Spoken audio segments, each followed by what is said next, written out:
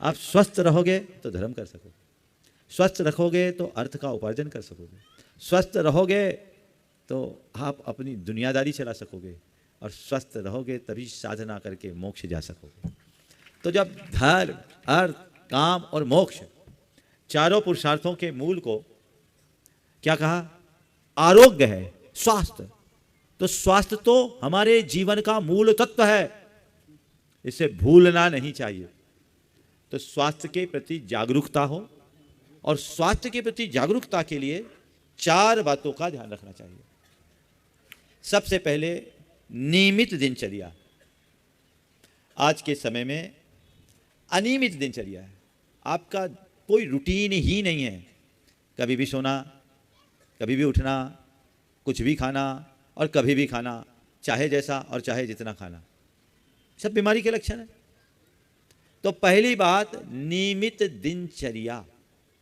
आप अपनी दिनचर्या को ठीक कीजिए, आप स्वस्थ रहोगे। दूसरी बात है तनाव से मुक्ति, स्ट्रेस को कम कीजिए। आज बहुत ज़्यादा स्ट्रेस में जीते सब लोग, और तनाव मुक्त होने के लिए हमें फिजिकल मेंटल एक्सरसाइज करने की ज़रूरत है। यदि आप तनाव से मुक्त कर रहना चाहते हैं, भावना योग कीजिए, और सुबह से एक बार भावना योग कर लीजिए, आप सब कुछ अच्छा कर सकेंगे। तो तनाव मुक्ति एक बहुत बड़ी ज़रूरी है। कोई भी काम कीजिए, काम का बोझ सिर पर मत रखिए, उसको एंजॉय कीजिए। आपने मुझे देखा कभी तनाव में देखा क्या? काम करता हूँ, काम नहीं करता, काम को एंजॉय करता हूँ। और यही जीने का एक आर्ट है, हमें उस आर्ट को अपनाना चाहिए, तनाव मुक्त रहिए। तीसरी बात, संतुलित भोजन, खान पान पर संयम। अभी लोग, आप अपने दिन भर के खान पान को देखिए, क्यों खाते हैं आप?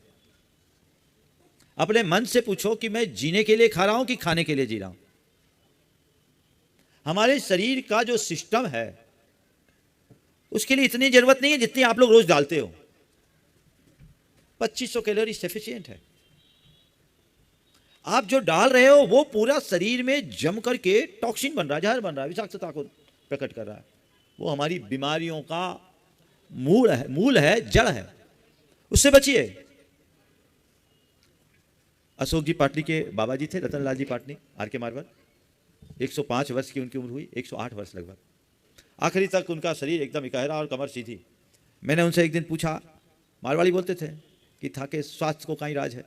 तो उन्होंने कहा, कम खानो, गम खानो और नम जानो। उन्होंने अपने जीवन की बात, कम खाओ, गम खाओ, यानी दुखों को सहो, कष्टों को सहो, और नम जाओ, अड़ो मत, विनम्रता को आत्मसात करो। तो ये एक बड़ी बात है। संतुलित भोजन, सीमित भोजन, शुद्ध भोजन, शाकाहारी भोजन। आज आपका आहार असंतुलित है। अभी मैं आपको एक बात कहूं, इंदौर के सांसद शंकर जी ललवानी बहुत जुड़े हुए, और उन्होंने एक अच्छा उपक्रम चालू किया, हेल्थ ऑफ इंदौर। भावना योग के साथ जोड़ करके भी उस कार्यक्रम को उन्होंने बहुत आगे बढ़ाया, और उसका बहुत जल्दी एक रिसर्च की रिपोर्ट भी सामने आने वाली। उन्होंने जब जांच कराया तो ये पाया गया कि जांच में विभिन्न समुदायों की तुलना में जैनियों में बीमारियां के लक्षण ज़्यादा हैं। अब जैनी जब शाकाहारी भोजन करते तो ये लक्षण ज़्यादा क्यों? और समाज में भी था। जैनियों में तुलनात्मक रूप से उन्होंने कहा कि चिंता का विषय है महाराज जी। क्यों ऐसा? मुझसे पूछा, मैंने कहा इसका 2 ही कारण है।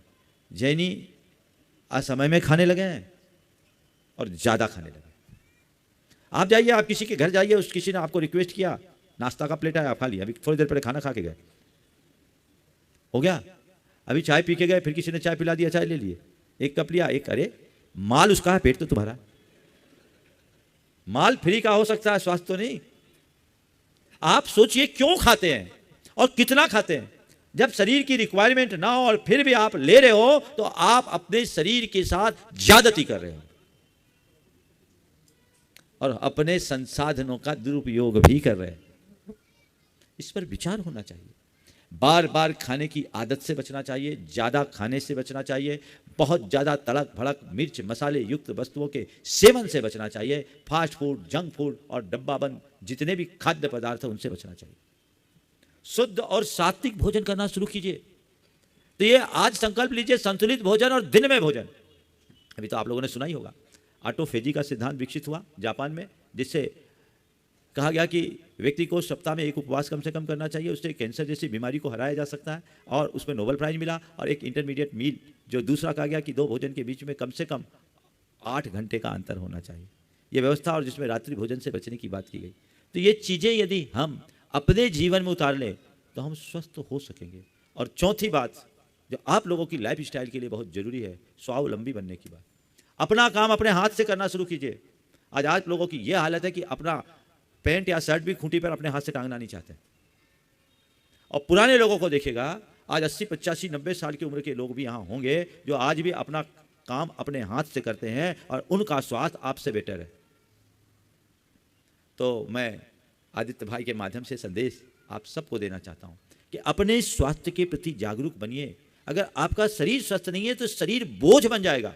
उनसे पूछिए जो किन्हीं कारणों से बीमार है, वो बीमार तो होते ही लाचार भी हो जाते हैं।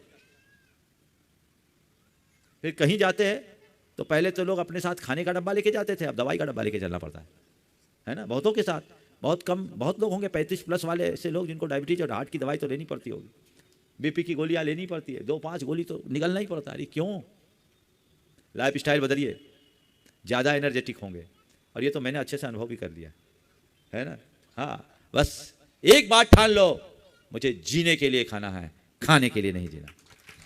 घनश्याम दास बिरला ने अपने पुत्र बसंत बिरला जी को जो पत्र लिखा था, जो पूरे देश में बहुत वायरल हुआ, मैंने तो उसका ओरिजिनल पत्र भी देखा था, 2005 में मुझे मिला था। उसमें एक वाक्य जो उन्होंने लिखी थी वो उनकी और दृष्टि, खाने पीने के संबंध में बोला, स्वास्थ्य के विषय में। उन्होंने कहा कि भोजन को औषधि समझ करके खाना, भोजन को औषधि समझ कर लेना। जो लोग ज़्यादा खाते हैं वे बीमार रहते हैं, काम नहीं कर पाते। दृष्टिकोण, तो भोजन को ही औषधि बना लो ना, जितना चाहिए उतना ही लो। और आपसे एक बात पूछता हूँ, पेट्रोल की गाड़ी में डीजल और केरोसिन डालोगे तो क्या होगा? बोलो, इंजन बैठेगा ना। तो अपना इंजन क्यों बैठा रहे हो? क्यों बैठा रहे हो? ये इंजन भी तो है, उस इंजन को तो रिप्लेस किया जा सकता है, यहाँ कोई व्यवस्था नहीं है, भट्टा ही बैठ जाएगा। इसलिए इस पर बहुत सावधानी रखनी चाहिए। बहुत आशीर्वाद। हाँ।